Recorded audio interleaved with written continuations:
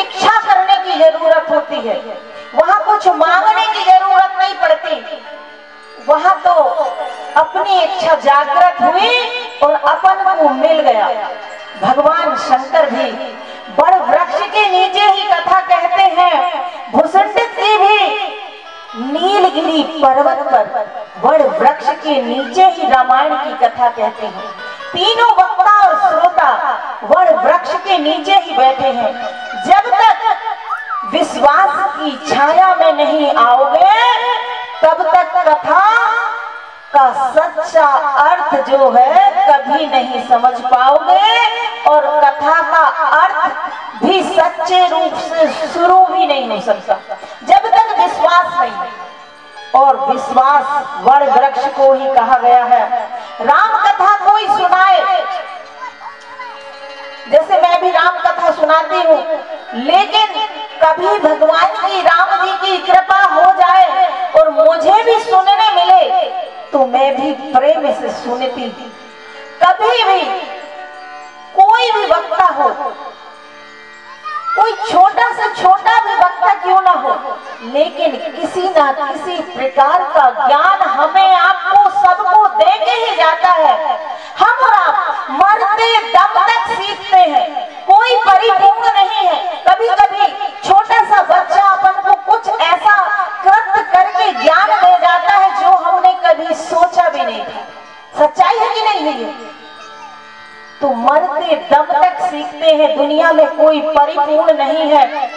ज्ञान ऐसा किस काम का कि जो ज्ञान इतना बढ़ जाए कि राम के नाम को सुनने में भी अहंकार आ जाए कि अब तो हम इतने बड़े ज्ञानी हैं, विज्ञानी हैं या विद्वान हैं या वक्ता हैं, तो हम अब राम के नाम को नहीं सुन सकते। ऐसा ज्ञान किसी प्रकार का नहीं। याज्ञवल्क जी बोले कि ऐसे ही भरद्वाज मुनि से कहते हैं कि ऐसे ही बोले ठीक तुम्हारे ही जैसे सती मैया ने भी लीला करी थी। संशय बोले उनको भी नहीं था। बोले जैसे आज तुम लीला कर रहे हो ऐसी ही लीला सती मैया ने भी की थी। जैसे तुमको संशय नहीं है ऐसे ही उनको भी संशय नहीं था, लेकिन उन्हें राम कथा तुम्हें सुनना है तो तुम लीला कर रहे हो। ऐसी ही लीला बोले सती मैया ने की थी। कैसे कि ऐसा ही संशय की भवानी, ऐसा ही संशय की महादेव तब कथा भवानी, महादेव तब कथा जय सिया राम, जय जय सिया राम, जय सिया राम, जय सिया राम। याज्ञवल्क ऋषि भरद्वाज मुनि से कहते हैं कि प्रभु मैं जानता हूँ कि ना तुम्हें संशय है और ना सती मैया को संशय था। तुम्हें भी राम कथा सुनना है तो तुम ये लीला कर रहे हो। ऐसे ही सती मैया ने लीला करी थी ताकि राम कथा सुनने मिले। तभी तो बोले महादेव तब कथा बखानी, ऐसे ही संशय कीन भवानी। बात भी सत्य है कि इन संशयों की निवृत्ति के लिए इन महापुरुषों ने ऐसी लीला की। अगर भरद्वाज ऋषि लीला नहीं करते तो आज के जमाना में लोग इतने ज्ञान और विज्ञान को पा चुके हैं। उत्तरकांड में लिखा ही है कलयुग सब ज्ञानी विज्ञानी। कलयुग में सबको ज्ञान है, सबके पास विज्ञान है, कोई खाली नहीं है, डब्बा भरा सबका है, लेकिन वो डब्बा स्थिर नहीं रह पाता।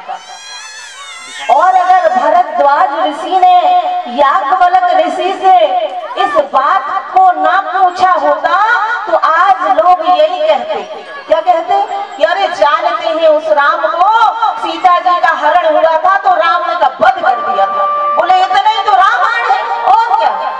इसीलिए भरद्वाज ऋषि ने ये लीला की और लीला करते करते याज्ञवल्क इस राम कथा का जो है जन्म हुआ, जिससे संसार में लोक कल्याण का, हमारा और आपका सबका रास्ता निकला। अब याज्ञवल्क्य मुनि कथा सुनाने लगे कि त्रेता युग माही, एक बार त्रेता युग माही, सब गए कुंभज ऋषि पानी, सब गए कुंभज ऋषि पानी। जय सिया राम, जय जय सिया राम, जय सिया राम, जय जय सिया राम।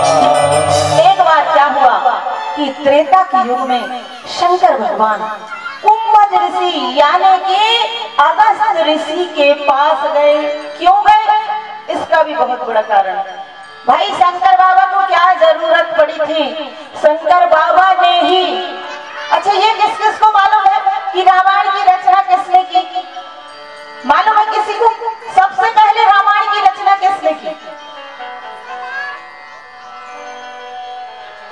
शंकर भगवान ने 100 करोड़ श्लोक में सबसे पहले शंकर भगवान ने इस रामचरितमानस की 100 करोड़ श्लोकों में रचना की। चरित्रम रघुनाथस्य शतकोटि प्रविस्तरम्, एक अक्षर पुंसाम महापातको नाशनम्। 100 करोड़ श्लोकों में भगवान शंकर ने रामचरितमानस की रचना की। और ये रामचरितमानस जो नाम है ना, ये भी शंकर भगवान ने ही लिखा है। जिस दिन आप लोग तुलसी कृत रामायण आजकल सब लोग पढ़ते हैं, वाल्मीकि जी की रामायण तो बहुत कठिन है, नहीं पढ़ पाते लोग। एकाकीनाथ जी की भी बहुत कठिन है, नहीं पढ़ पाते। और भी बहुत सारी रामायण है, इनका कथन मंथन इस पर बहुत मुश्किल है, लेकिन तुलसी कृत रामायण तो सभी लोग पढ़ते हैं। जिस दिन बाल कांड के 30 नंबर दोहा से 40 नंबर दोहा तक अर्थ सहित पढ़ोगे, उस दिन तुम्हें पता लग जाएगा कि सबसे पहले शंकर भगवान ने रामचरितमानस की 100 करोड़ श्लोकों में रचना की। और रामचरितमानस नाम भी शंकर भगवान ने ही लिखा।